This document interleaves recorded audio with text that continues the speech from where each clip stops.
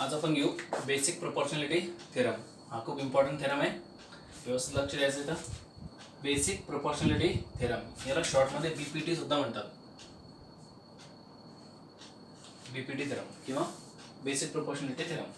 आता हा थेरम असा आहे, if a line parallel to a side of triangle intersect the remaining sides in two distinct points, then the line divides the side in the same proportion. आता एक line ट्रायंगलच्या एका साइडला parallel असेल आणि रिमेनिंग साइडला दोन वेगवेगळ्या पॉइंटमध्ये इंटरसेक्ट करत असेल, तर ती लाईन त्या साइडला सेम प्रोपोर्शन मध्ये डिवाइड करते. ठीक आहे. म्हणजे जसं फॉर एक्झाम्पल हा ट्रायंगल एबीसी आहे, हे लाईन आहे, या लाईनला आपण नाव देऊ एल. ठीक आहे, ही लाईन एल आहे. आता ही लाईन जर ट्रायंगलच्या एका साइडला पॅरलल असेल आणि उरलेल्या दोन साइडला वेगवेगळ्या पॉइंटमध्ये इंटरसेक्ट करत असेल, तर ती लाईन त्या साइडला सेम प्रोपोर्शन मध्ये डिवाइड करते, असा थेरम आहे तो. ठीक आहे. म्हणजे असं ट्रायंगल एबीसी आहे, त्याच्यामध्ये लाईन एल साइड बीसी ला पॅरलल आहे. साइड आता ट्रायंगलचे तीन साइड आहे, ए बी बी सी आणि ए सी. ठीक आहे. ती तिघापैकी एका साइडला पॅरलल आहे बीसी ला. आता उरलेल्या दोन साइड आहे ए बी आणि ए सी. ती लाईन त्या दोघं साइडला वेगवेगळ्या पॉइंटमध्ये म्हणजे पी आणि क्यू मध्ये इंटरसेक्ट करते. म्हणजे ए बी ला पी मध्ये आणि ए सी ला क्यू मध्ये इंटरसेक्ट करते ती लाईन एल. तर आपल्याला असं प्रूव्ह करायचं आहे की यांच्यापासून जे डिवाइड होतं बघा, म्हणजे हे लाईन या साइडला दोघं साइडला सेम प्रोपोर्शन मध्ये डिवाइड करते. म्हणजे ते दोन दोन जे भाग झाले, म्हणजे A P P B A Q Q C, हे रेशो कसे पाहिजे आपल्याला इक्वल दाखवायचे.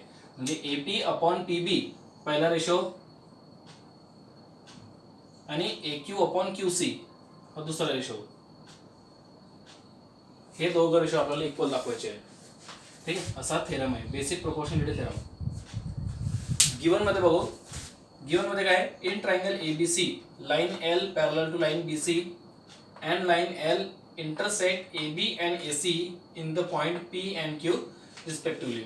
जे थेरम मध्ये दिलेलं आहे फक्त ते डायग्राम वर आपण लिहिलंय की एक ट्रायंगल एबीसी मध्ये लाईन एल लाईन बीसी ला पॅरलल आहे. ठीक आहे. जे आपल्याला दिसतंय ते आपण लिहून घेऊ. लाईन एल लाईन बीसी ला पॅरलल आहे. ती लाईन एल ए बी साइडला पी मध्ये आणि ए सी साइडला क्यू मध्ये इंटरसेक्ट करते. ठीक आहे. तेवढंच दिलेलं आहे, बस दुसरं काहीच नाही. टू प्रूव्ह, आता काय प्रूव्ह करायचं आहे, आता हे जे उरलेले दोन साइड आहे ए बी ए सी, ज्यांना ती पी आणि क्यू मध्ये इंटरसेक्ट करते, तर या लाईन मुळे आता दोघे साइडचे दोन दोन भाग झाले. ए बी चे दोन भाग झाले ए पी आणि पी बी, ए सी चे दोन भाग झाले ए क्यू आणि क्यू सी. तर या दोघं भागांचा रेशो आपल्याला इक्वल दाखवायचा आहे. म्हणजे तसा A P upon P B equal to A Q upon A C. ठीक आहे. कंस्ट्रक्शन, एक कंस्ट्रक्शन असं करू, draw segment P C and segment B Q. हे सेगमेंट पी सी आणि सेगमेंट बी क्यू आपण ड्रॉ करून घेऊ ट्रायंगल बनवण्यासाठी. ठीक आहे. असं क्रॉस मध्ये ते जॉईन करून घ्यायचं, ड्रॉ करून घ्यायचे. ठीक आहे. आता हे पर्यंत झालं गिवन, टू प्रूव्ह आणि कंस्ट्रक्शन. आता पुढचा पार्ट आहे प्रूफ. आता प्रूफ मध्ये बघा आपण कोणते कोणते ट्रायंगल घेऊ. आता वरपासून सुरुवात करू. आता ट्रायंगल ए पी क्यू आणि ट्रायंगल पी क्यू बी, हे दोन ट्रायंगल बघा. ट्रायंगल ए पी क्यू आणि ट्रायंगल पी क्यू बी, म्हणजे दिसायला असे दिसतील ते.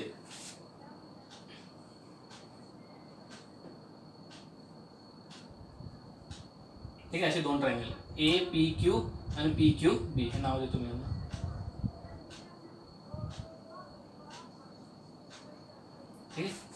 ए पी क्यू आणि पी क्यू बी. आता या दोघं जे ट्रायंगल आहे, तर दोघं ट्रायंगलचे जे बेस आहे, आपण जर यांना बेस कन्सिडर केला, आता याच्यामध्ये हाईट काही दिलेली नाही आहे, म्हणजे त्याच्यामध्ये तुम्ही बेस कोणाला पण कन्सिडर करू शकतात. हा, जर असं पर्टिक्युलरली हाईट दिलेली आहे तर यालाच आपण फक्त बेस म्हणू शकतो, यांना बेस नाही म्हणू शकत. आता याच्यामध्ये हाईट वगैरे असं काही दिली का, असं परपेंडिक्युलर असं काहीच नाहीये. म्हणजे आपण जर ए पी आणि पी बी यांना जर त्यांचे बेस कन्सिडर केले, तर ए पी आणि पी बी हे दोघं बेस एकाच लाईनवर आहे. ए पी क्यू आणि पी क्यू बी हे दोघं ट्रायंगलचे बेस ए पी पी बी हे दोघं एकाच लाईनवर आहेत. तर अशा कंडिशन मध्ये दोघं ट्रायंगलची हाईट इक्वल असते. अशा कंडिशन मध्ये दोघं ट्रायंगलची हाईट कशी असते, इक्वल असते. लक्षात, हे प्रॉपर्टी आपण ऍक्टिव्हिटी मध्ये पण पाहिली आहे. ठीक आहे, म्हणजे आपण इथं असं म्हणू शकतो की ट्रायंगल ए पी क्यू आणि पी क्यू बी या दोघांचे बेस ए पी पी बी हे एकाच लाईनवर असल्यामुळे दोघांची हाईट इक्वल आहे. दोघांची हाईट इक्वल आहे म्हणजे आपण ते इक्वल हाईटचं कंडिशन यूज करू. जे 3 कंडिशन आपण पाहिली होती ना, एक मेन प्रॉपर्टी होती areas of ratio of areas of 2 triangles, आणि त्याच्यानंतर 3 कंडिशन पाहिले होते. त्याच्यातली पहिली कंडिशन इक्वल हाईटची. ते इक्वल हाईटची कंडिशन कशी आहे, जर 2 ट्रायंगलची हाईट इक्वल असतील तर त्यांचा एरिया कोणाला प्रोपोर्शनल असतो, त्याच्या बेसला प्रोपोर्शनल असतो. म्हणजे area of triangle APQ upon area of triangle PQB equal to AP upon PB. AP upon PB. Areas proportional to bases. ट्रायंगलचे एरिया बेसेसला प्रोपोर्शनल असतात. AP PB त्यांचे बेसेस आहे जे की एकाच लाईनवर होते. ठीक आहे, म्हणून त्यांची हाईट इक्वल होती. मी बेस इक्वल नाही बोललो, बेस एका लाईनवर आहे म्हणून हाईट इक्वल आहे. हाईट इक्वल आहे म्हणून इक्वल हाईटची प्रॉपर्टी यूज केली condition. therefore area of triangle APQ upon area of triangle PQB equal to AP upon PB. याला 1 म्हणू. तसंच ट्रायंगल APQ आणि ट्रायंगल PQC. आता हे ट्रायंगल इकडचं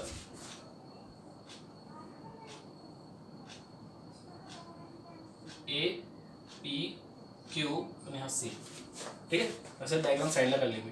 ट्रायंगल APQ आणि ट्रायंगल PQC याचे पण बेस AQ QC एकाच लाईनवर आहे म्हणजे या दोघांची हाईट इक्वल आहे. ठीक आहे, इथे पण तसंच. मग area of triangle APQ upon area of triangle PQC equal to AQ upon QC. Equation number 2, areas proportional to bases. Same जसं APQ PQB साठी केलं तसंच APQ PQC साठी सेम. त्यांचे बेसेस एकाच लाईनवर आहे, त्यांची हाईट इक्वल आहे. इक्वल हाईटची कंडिशन यूज केली. ठीक आहे, आता पुढे आता हे 2 ट्रायंगल घेऊ PQB आणि PQC. आता लक्ष द्या, ट्रायंगल PQB आणि ट्रायंगल PQC हे दोघं ट्रायंगल तुम्हाला याच्यामध्ये एक गोष्ट असं दिसेल, PQ हे त्यांचे बेस कॉमन आहे. ठीक आहे, असे दिसत आहे.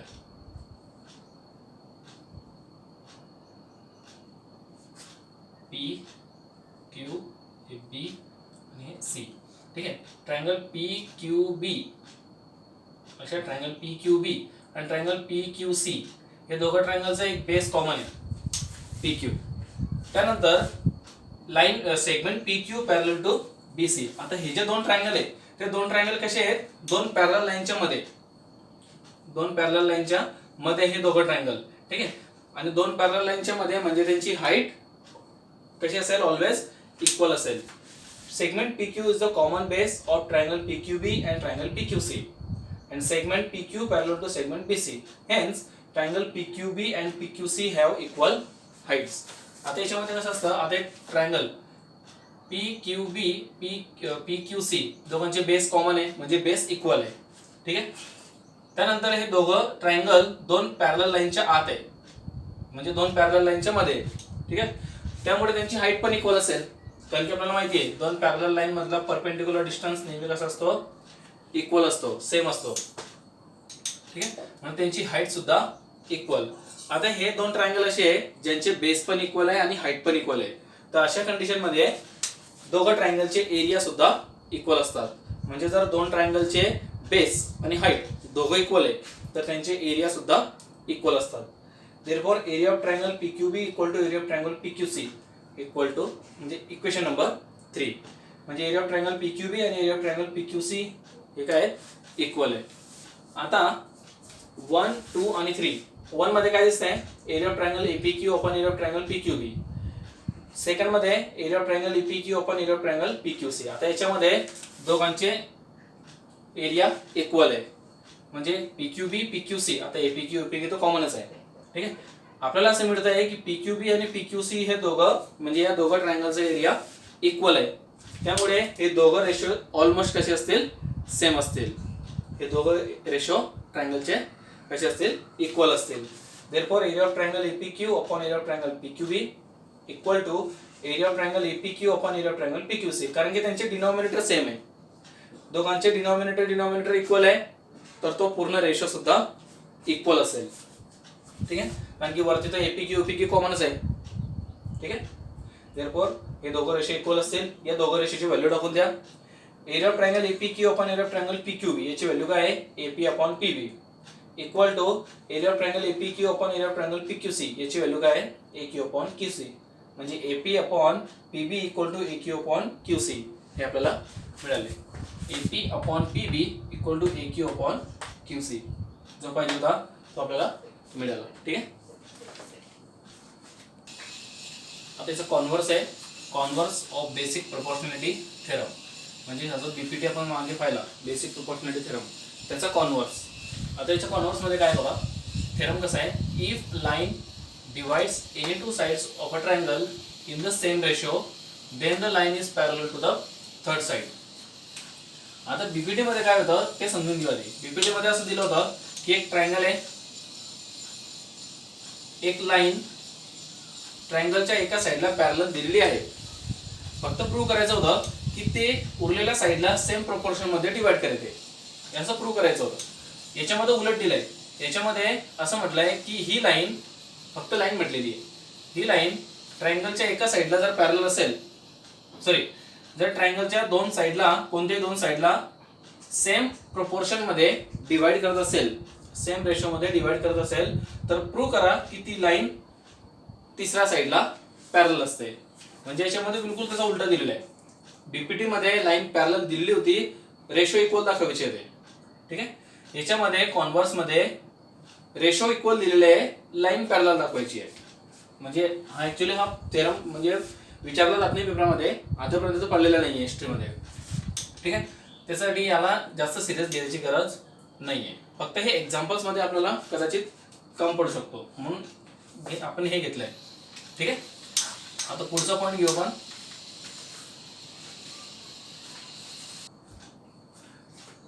टेक्स्टबुक पेज नंबर 8 वर एक ऍक्टिव्हिटी आहे, त्याच्यामध्ये असं म्हटलंय की ट्रायंगल एबीसी ड्रॉ करा.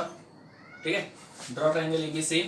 त्यानंतर draw bisector of angle B which intersect side AC at point D.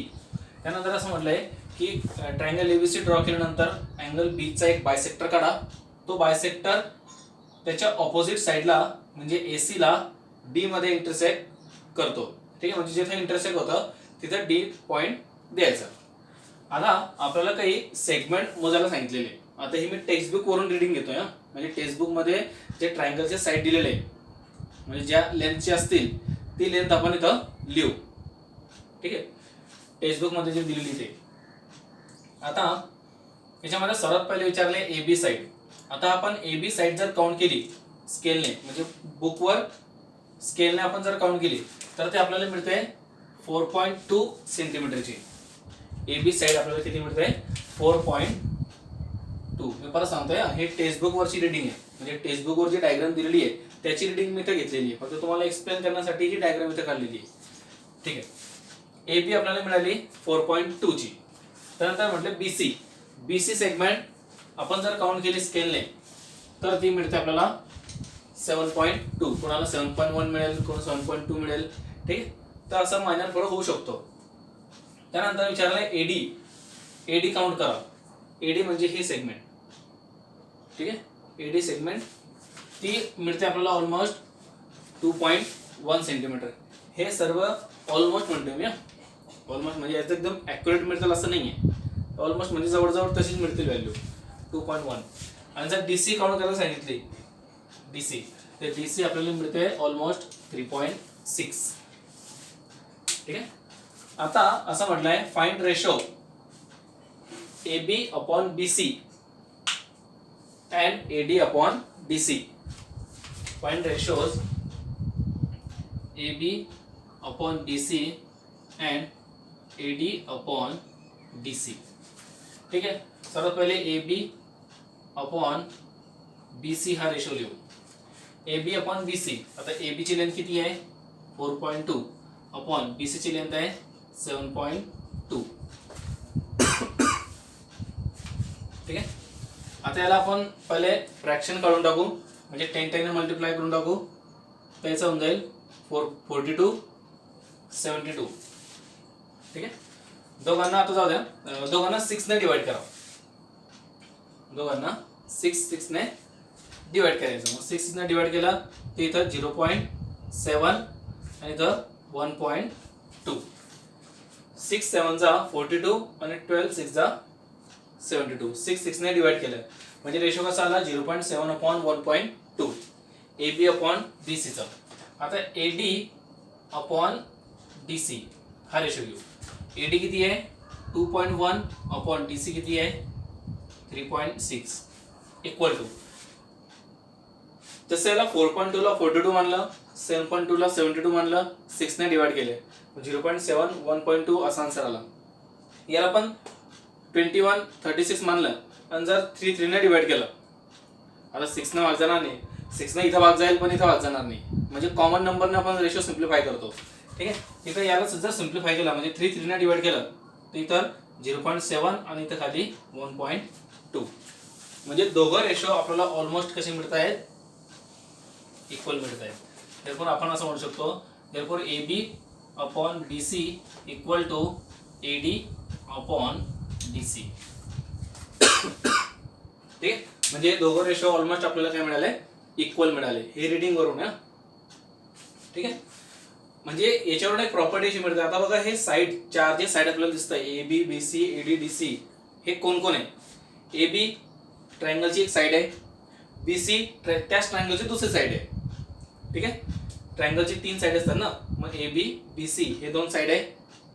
त्यानंतर AD आणि DC कोण आहे, AD DC म्हणजे ट्रायंगलची जी तिसरी साइड आहे AC, हे त्याचे 2 भाग आहे AD आणि DC.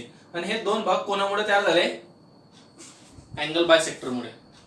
म्हणजे अँगल B च्या अँगल बायसेक्टर मुळे AC चे ते 2 भाग झाले AD आणि DC, ते हे 2 भाग आहे AD आणि DC.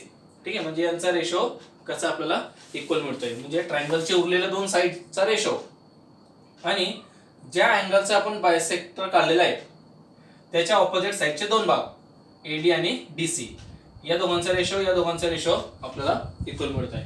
आता हे घेण्याचं कारण असं आहे कारण की याच्या पुढे एक थेरम आहे, अँगल बायसेक्टर थेरम, तो याच्यावरच डिपेंड आहे. ठीक आहे. तो आपण घेऊ.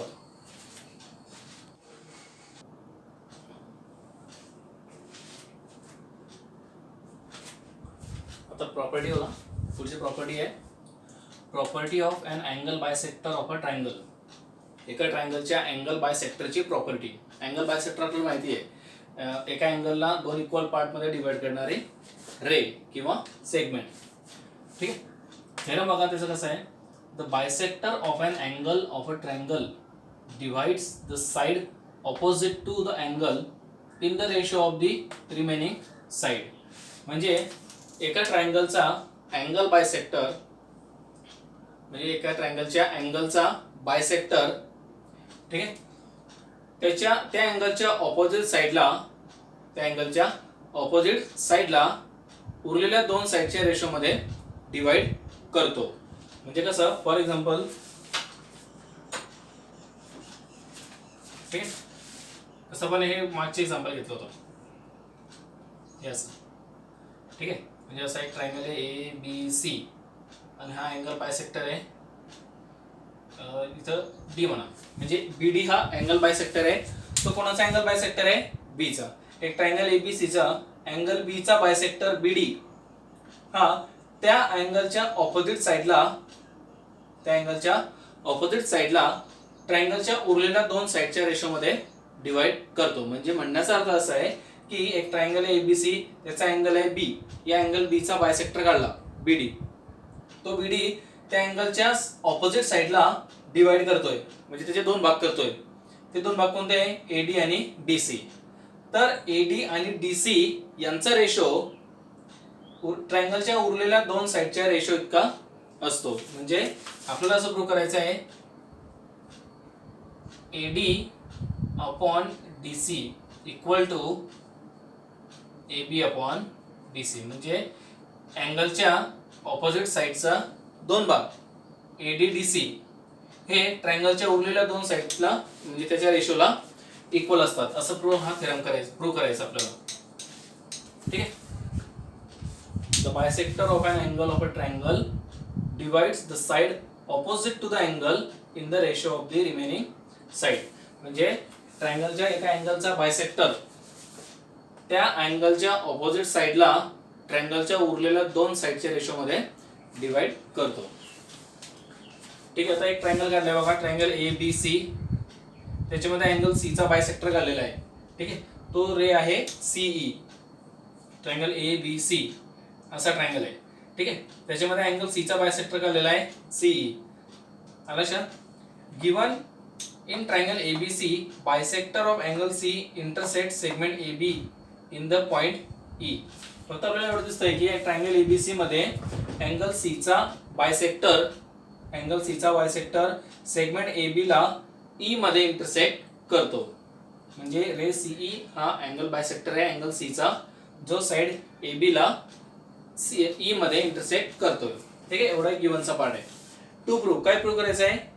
AE upon EB equal to AC upon CB. म्हणजे ह्याचे दोन भाग झालेले आहेत. अँगलच्या ऑपोजिट साइडचे दोन भाग झालेले आहेत. ए आणि EB यांचा रेशो ट्रायंगलच्या उरलेल्या दोन साइडच्या रेशो इतका दाखवायचा आहे. म्हणजे AE upon EB equal to AC upon CB. AC CB हे ट्रायंगलचे उरलेले दोन साइड्स आहे. ठीक आहे. म्हणजे AE upon EB equal to AC upon CB असं प्रूव्ह करायचं आहे. कंस्ट्रक्शन, एक कंस्ट्रक्शन असं करू. Draw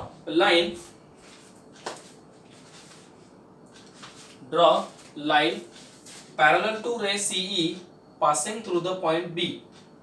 Extend AC so as to intersect it at point D.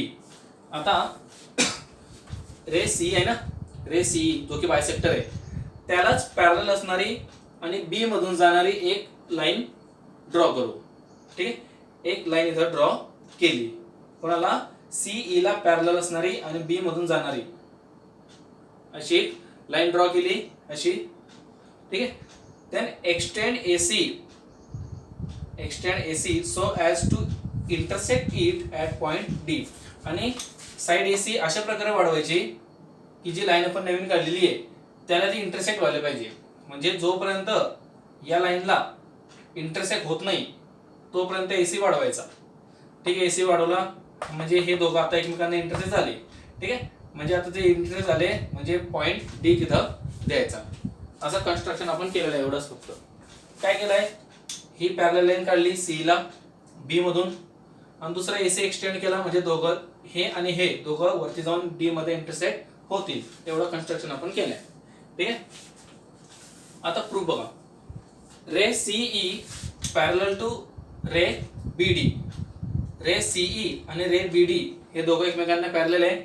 And AD is the transversal. आणि AD त्यांची ट्रान्सव्हर्सल कन्सिडर केली. म्हणजे आपण हे डायग्राम साइडला काढतो. हे CE, ठीक आहे, आणि हे BD.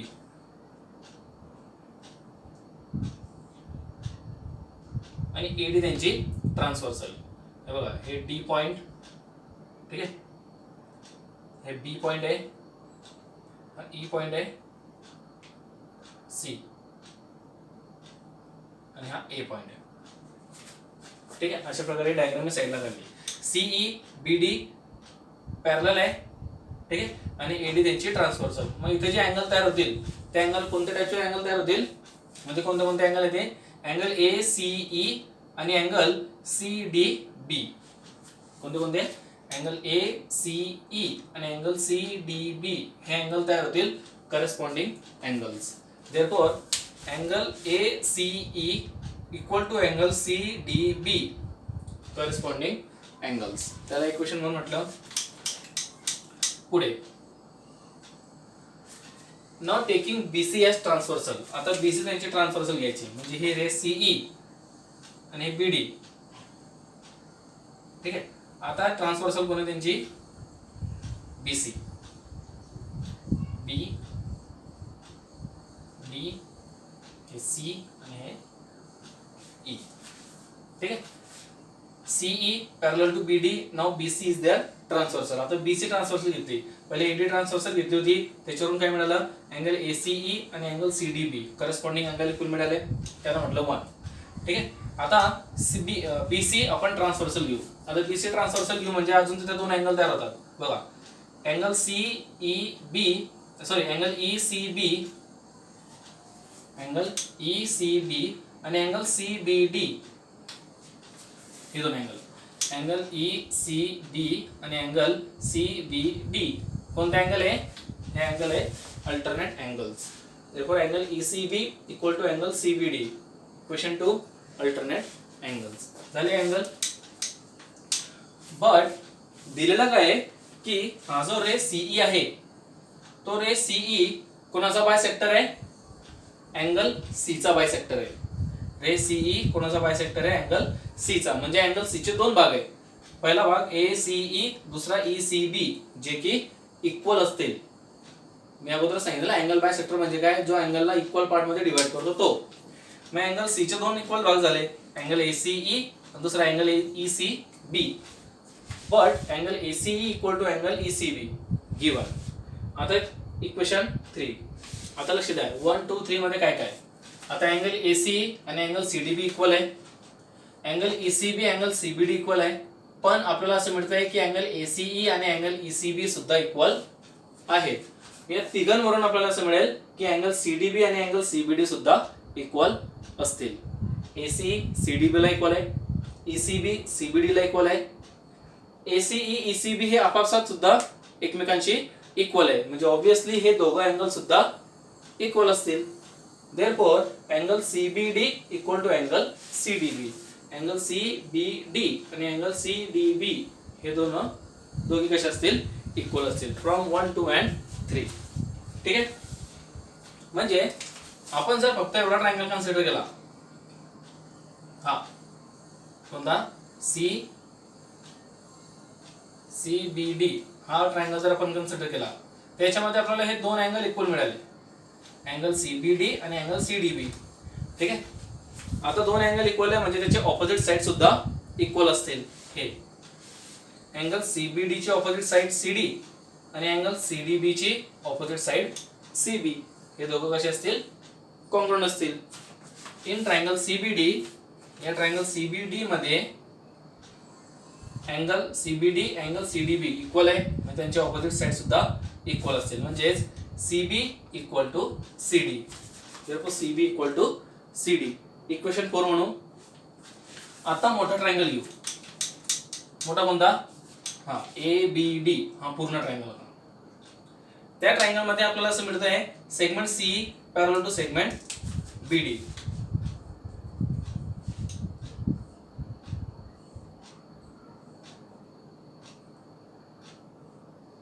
yes ABD हा ट्रायंगल आहे. त्याच्यामध्ये CE आणि BD हे काय आहेत? पॅरलल आहे. हे कन्स्ट्रक्शन मध्येच होतं. ठीक. EC पॅरलल टू BD म्हणजे EC पॅरलल टू BD आहे. मग BPD थेरम यूज करा. BPD थेरम नुसार कसं येईल मग ते? AC upon CD equal to AE upon EB. म्हणजेच AE upon EB equal to AC upon CD.